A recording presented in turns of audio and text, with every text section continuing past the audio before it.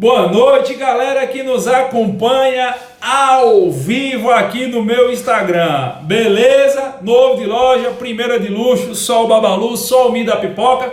Pois é, acabei de fazer uma live lá no Insta com o meu patrão André Canuto, que me deu o privilégio de nós debatermos. Só que a live ficou cortada uma parte lá, uma parte aqui no meu Insta. E como eu tinha prometido para muita gente no direct, eu vou externar agora a minha opinião sobre a história da possibilidade de prisão a partir da confirmação da sentença em segunda instância, tá? Eu quero dizer que a minha análise é uma análise essencialmente técnico-jurídica. Eu vou analisar à luz do que eu acredito. Infelizmente, todas as vezes que a gente externa opinião, se a opinião é contrária a que outros pensam, a gente leva muita pedrada. Essa semana eu dei minha opinião no Facebook, pelo amor de Deus, a galera bateu, mas faz parte, eu vou continuar dando a minha opinião. E para nós entendermos essa discussão que vai acontecer, ou pelo menos que está pautada para acontecer agora, dia 17 de outubro, próxima quinta-feira, no STF,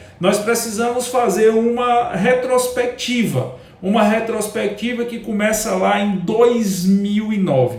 A primeira vez que o STF foi suscitado a analisar se era possível ou não o início do cumprimento da pena após confirmação da sentença condenatória em segunda instância foi em 2009, onde, com a relatoria do ministro Eros Graus, houve a manifestação por parte desse ministro de que haveria, nesse caso, uma ofensa à premissa constitucional da presunção de inocência.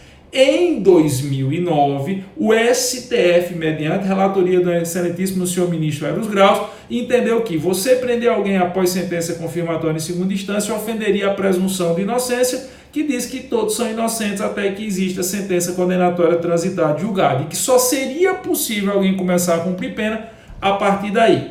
Esse posicionamento foi alterado pelo próprio Supremo em 2016. Nós tivemos 2 julgados em 2016, onde o STF, por 2 vezes, com intervalo de tempo de poucos meses, disse ser possível, sim, a possibilidade de início da execução da pena a partir da sentença condenatória em segunda instância.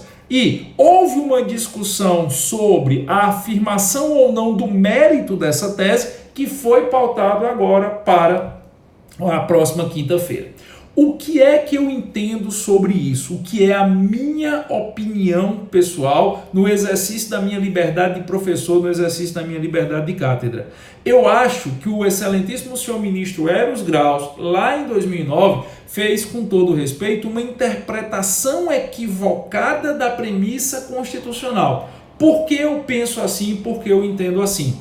A Constituição Federal de 88, em momento algum, disse que era um direito inerente à presunção de inocência o indivíduo manter-se em liberdade até que sentença transitasse em julgado. Isso não está escrito no texto constitucional. A presunção de inocência diz que ninguém será considerado culpado antes de sentença transitada em julgado. Mas não há em local algum do texto constitucional um vínculo dessa presunção de inocência com a proibição da segregação da liberdade antes que a sentença transite em julgado. É tanto que dentro do nosso ordenamento processual nós temos várias possibilidades de tolimento da liberdade, algumas delas aplicáveis antes mesmo do início da ação penal. Ninguém nunca discutiu constitucionalidade de prisão preventiva e prisão temporária. E nós sabemos que a prisão preventiva ela pode ser decretada antes mesmo de uma denúncia ser ofertada, de uma ação penal ser instaurada. Eu vou lhe dar aqui um exemplo. Um indivíduo é capturado em flagrante delito, é autuado pelo delegado e conduzido à audiência de custódia. O cara acabou de cometer o crime, acabou de ser autuado em flagrante. Na audiência de custódia, o que é que o juiz pode fazer? O juiz pode converter aquele flagrante em prisão preventiva. Está tolhendo a liberdade, está tirando a liberdade do indivíduo antes mesmo de ter a conclusão do inquérito. inquérito, ao que dirá o início da ação penal. E ninguém nunca viu inconstitucionalidade nisso, ninguém nunca discutiu se isso era constitucional ou não, por um motivo muito elementar, por um motivo muito óbvio. É impossível o funcionamento do sistema judicial penal brasileiro sem a figura da prisão preventiva e temporária. E eu insisto, ao meu sentir, na minha leitura, a Constituição não veda, a Constituição não tolhe, a Constituição não proíbe o tolimento da liberdade antes da sentença transitar em julgado. Ela apenas traz como excepcionalidade o tolimento dessa liberdade. É óbvio que a regra é sermos livres. Excepcionalmente, existindo elementos que a lei autoriza, você pode tolher essa liberdade. Então, me parece que o equívoco estava na interpretação que o STF prolatou lá em 2009. Mas vamos mais adiante. Já que existe toda essa preocupação e esse apreço que deve existir efetivamente com o texto constitucional, eu gostaria de suscitar uma outra figura da Constituição, uma outra premissa constitucional que poucos trazem para esse debate.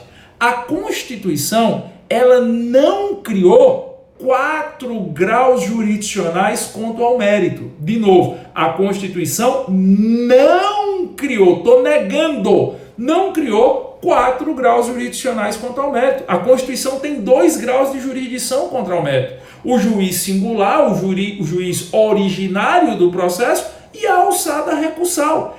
STJ e STF não se destinam a discutir mérito. STJ e STF se destinam a discutir a legalidade, no caso do STJ, a legalidade e a uniformização de lei federal, e no caso do STF, a legalidade e a aplicação de regras constitucionais. Mas o próprio STJ e o STF são remansosos na sua jurisprudência ao dizer: não cabe às cortes apreciar mérito, salvo quando o indivíduo goza de competência por prerrogativa de função, que é um terceiro ponto que daqui a pouco eu vou analisar. A Constituição diz que nós temos 2 graus de jurisdição quanto ao mérito, o juiz singular e o juiz recursal.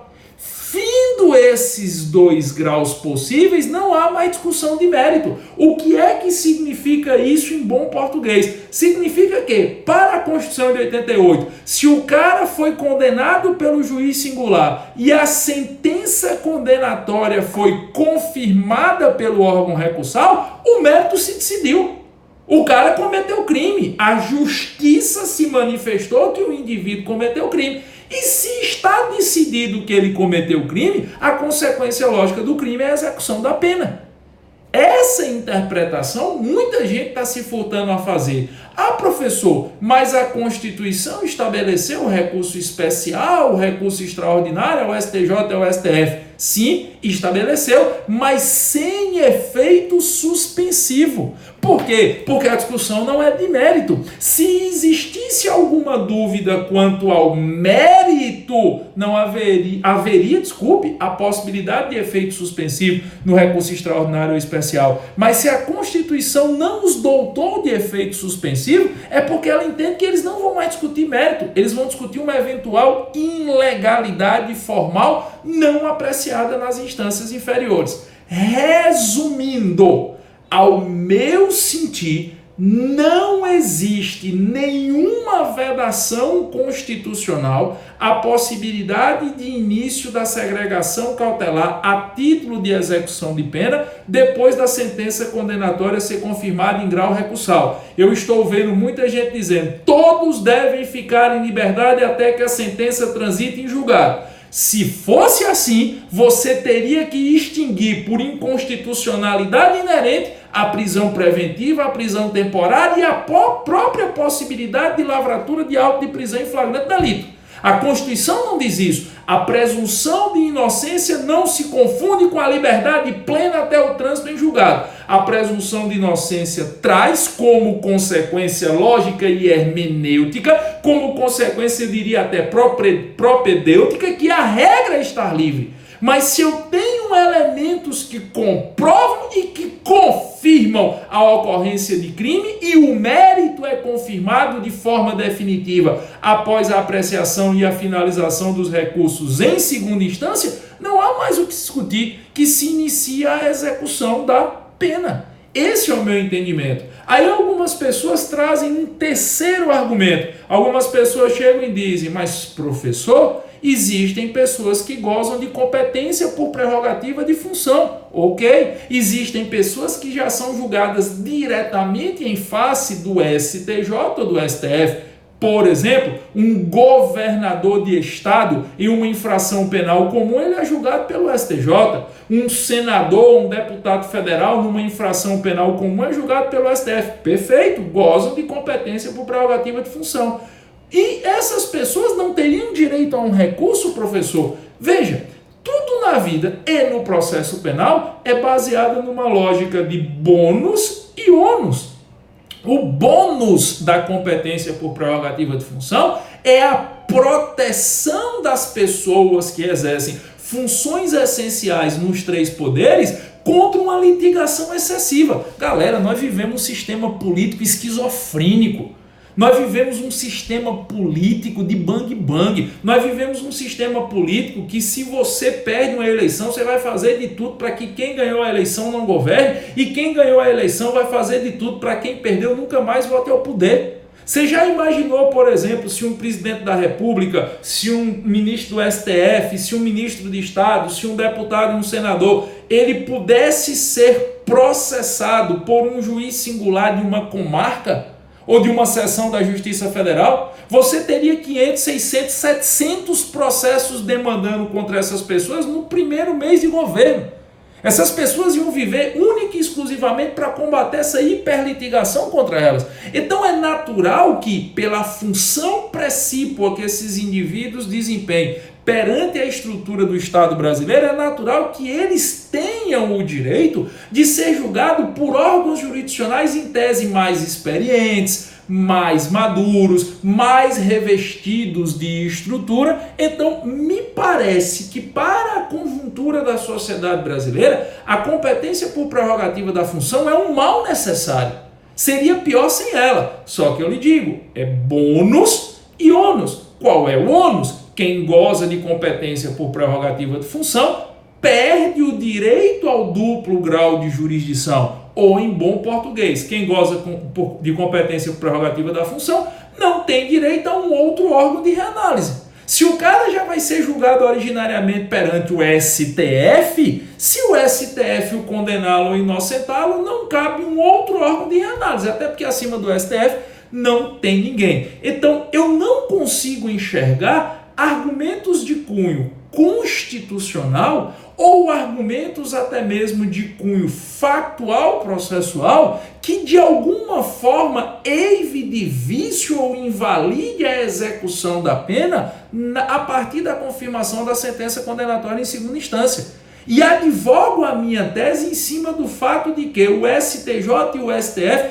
por diversas vezes dizem todos os anos, nós não apreciamos mérito, salvo nos processos cuja competência originária já é dos tribunais superiores. Nós não apreciamos mérito, nós apreciamos legalidade. Se nós não apreciamos mérito, diz o STJ e o STF, e alguém já chega com o seu recurso no STJ e no STF condenado, o STJ e o STF não podem mudar o mérito da condenação. Se não há ilegalidade, se não há vício de formação, em tese, a execução da pena deve sim ser iniciada. O problema é que muitos enxergam o STJ como o terceiro grau de jurisdição e o STF como o quarto grau de jurisdição, que não são. Com todo o respeito e todas as vênias a quem entendimento de sentido contrário, o STJ não pode ser considerado terceiro grau jurisdicional, o STF não pode ser considerado quarto grau jurisdicional, sobre pena de nós termos duas teratologias. A primeira teratologia, sabe qual é? Os processos ad aeternus. Você tirar um processo da instrução do juiz singular, do início da denúncia, e leva ele até o STF, meu amigo, bote tempo. Tempo que corre a favor do criminoso e contra a coletividade, visto que há um instituto da prescrição. E segundo, pessoal, na hora que você faz isso, você está dizendo que o processo penal passa a ser usado essencialmente a favor de quem tem dinheiro. 99,9% das pessoas que respondem a demandas processuais em seu desfavor no Brasil não conseguem sustentar uma demanda até o STJ. Quando muito, conseguem levar uma demanda à apreciação do Tribunal de Justiça do Estado ou do TRF da região. Você já imaginou o custo? Você já imaginou o gasto que é para uma pessoa comum que teve um processo iniciado em uma vara criminal aqui no Recife, por exemplo? Levar esse processo até sustentação oral de apreciação de habeas corpus no STF 10, 15 anos depois do processo ser iniciado? Isso é caro, isso é muito caro e isso é inviável para a grande maioria das pessoas que estão submetidas à demanda processual penal no Brasil. Então você acaba criando uma estrutura com base nessa interpretação do texto constitucional, uma estrutura onde o processo penal passa a ser usado a favor da impunidade daqueles que efetivamente tenham condições econômicas de sustentar esse processo ad infinito, de sustentar esse processo ad eterno. Eu já tive a oportunidade de dizer isso várias vezes em eventos presenciais e vou repetir aqui nessa live. No Brasil, sentença transitada em julgado é ilusão. No Brasil, o que acaba não é o processo, é o dinheiro para sustentar a demanda processual. Se você não tem dinheiro para sustentar a demanda processual, se você está naquela cifra da baixa renda, que é o grosso dos processos penais brasileiros, sua sentença vai transitar em julgado porque você não consegue bancar o custo do processo. Agora, se tu tem grana para estar entrando com recurso por cima de recurso, usando o STJ como terceiro grau de jurisdição, usando o STF como quarto grau de jurisdição, a probabilidade de você conseguir estender esse processo ad eterno, ou pelo menos até a ad prescrição, até a manifestação da prescrição, é algo extremamente plausível. É algo extremamente viável. Fora que nós estamos caindo numa visão utilitarista do STF, que para mim é a coisa mais arriscada que nós temos. Pessoal, o presidente do STF, o excelentíssimo senhor ministro Dias Toffoli, em 2016, ele disse exatamente isso que eu acabei de colocar para vocês. Em 2016, o excelentíssimo senhor ministro Dias Toffoli se manifestou dizendo que não há nenhum óbice, que não há nenhum empecilho constitucional à execução da pena após sentença condenatória em segunda instância.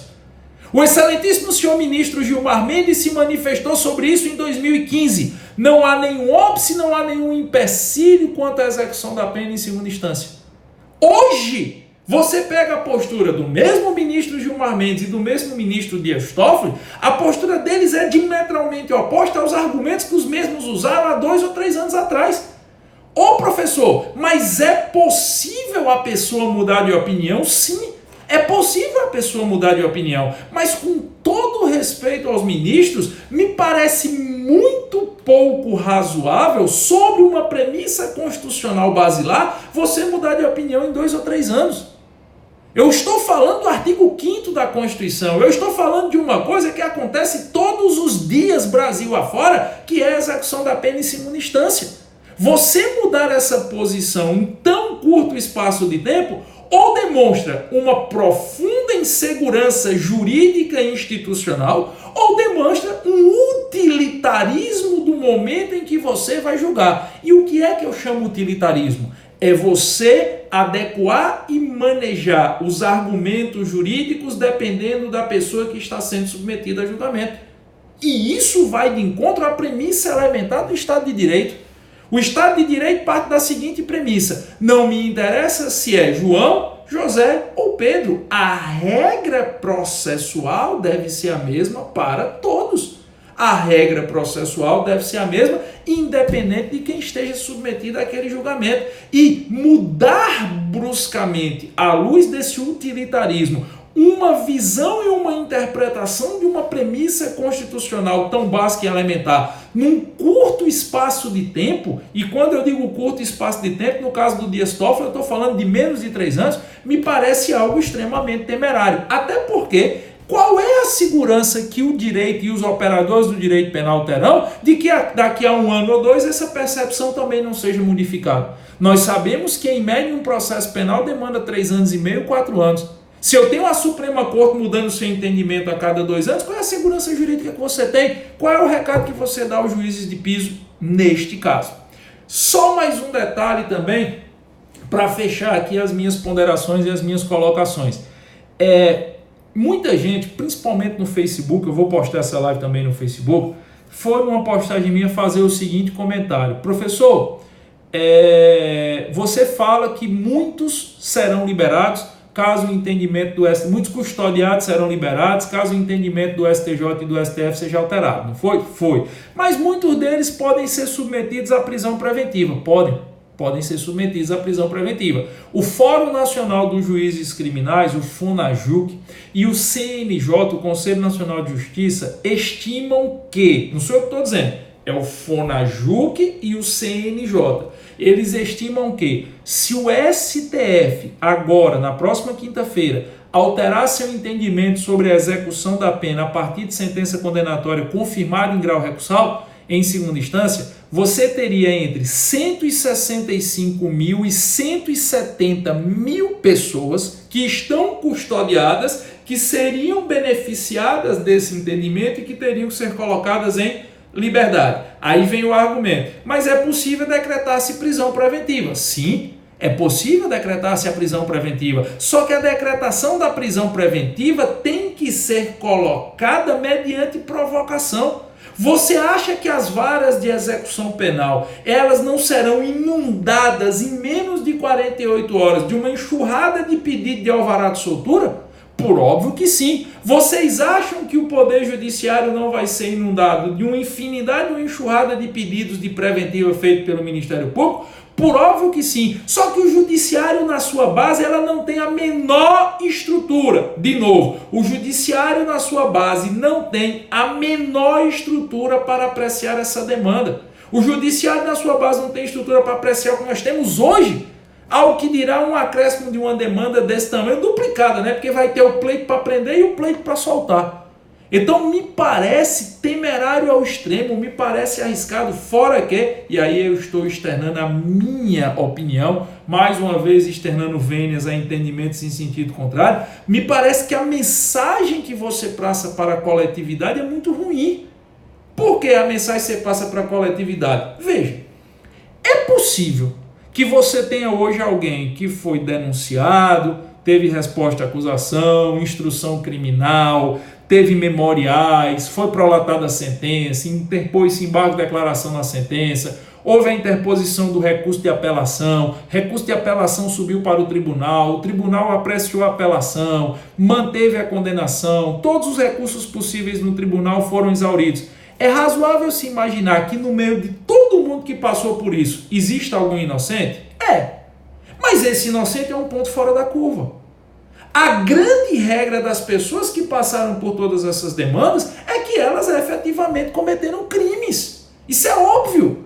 Meu amigo, se você imaginar que o cara foi ali denunciado, no momento da denúncia você faz uma resposta à acusação para conseguir a absolvição sumária, não tem elemento da absolvição sumária. Tem toda a instrução probatória. No curso da instrução é possível a interposição de exceções. Terminou a instrução probatória, tem alegações finais que na sua maioria são orais, algumas por memoriais.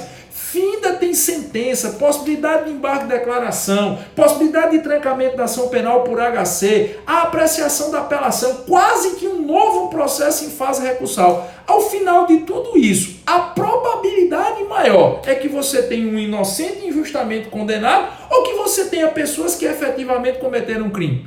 Para mim é óbvio que você tem pessoas que efetivamente cometeram um crime. Eu tenho um inocente, é um ponto fora da curva, foquemos o aparelho do STJ e do STF para preservar esses inocentes. Mas não transformar uma exceção em regra.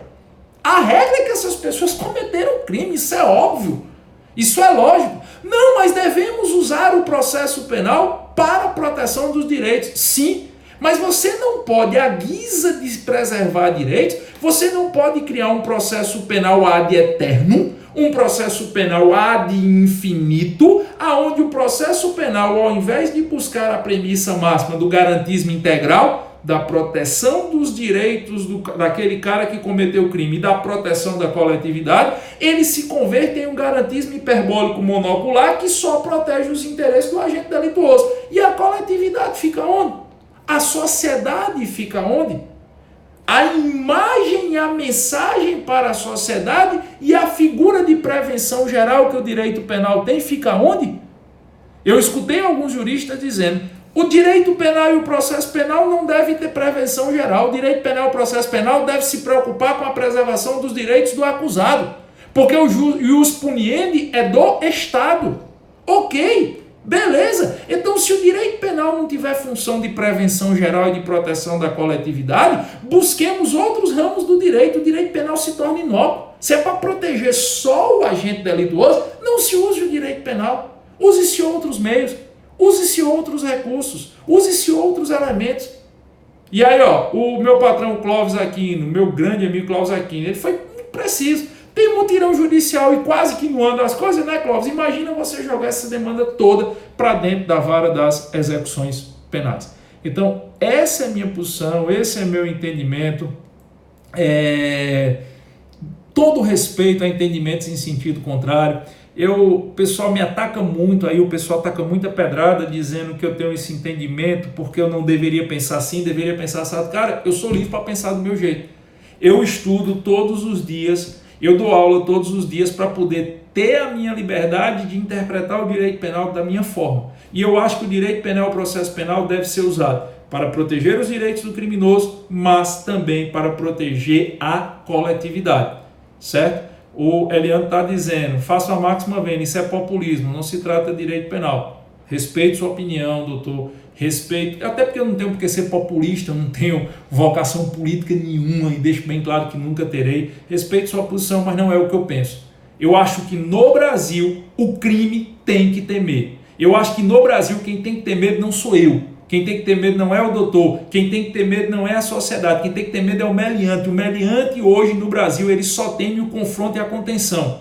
Não vai resolver o problema da criminalidade no Brasil, mas o meliante tem que ter medo do Estado, e o meliante tem que ter medo do cidadão. E hoje o cidadão tem medo do criminoso, hoje o cidadão tem medo do meliante. O meliante, principalmente se ele tiver dinheiro para gastar, ele samba na cara da coletividade. É óbvio, é lógico, é evidente. Há de se fazer mutatis mutandis aí, ajustes, há de se fazer mutatis mutandis ponderações, mas em regra não se pode ter uma visão utilitarista do direito penal e do processo penal. Tá aqui meu patrão André Canuto, como eu disse, eu fiz uma live com ele antes, a live ficou quebrada lá, tá uma parte no Insta dele, uma parte no meu Insta, e aí eu fiz essa live até para poder postar no Facebook e no YouTube, externando a minha opinião. E eu vou terminar a live defendendo uma tese que eu sempre defendi. As pessoas acham que os julgamentos do STF são julgamentos essencialmente técnicos jurídicos.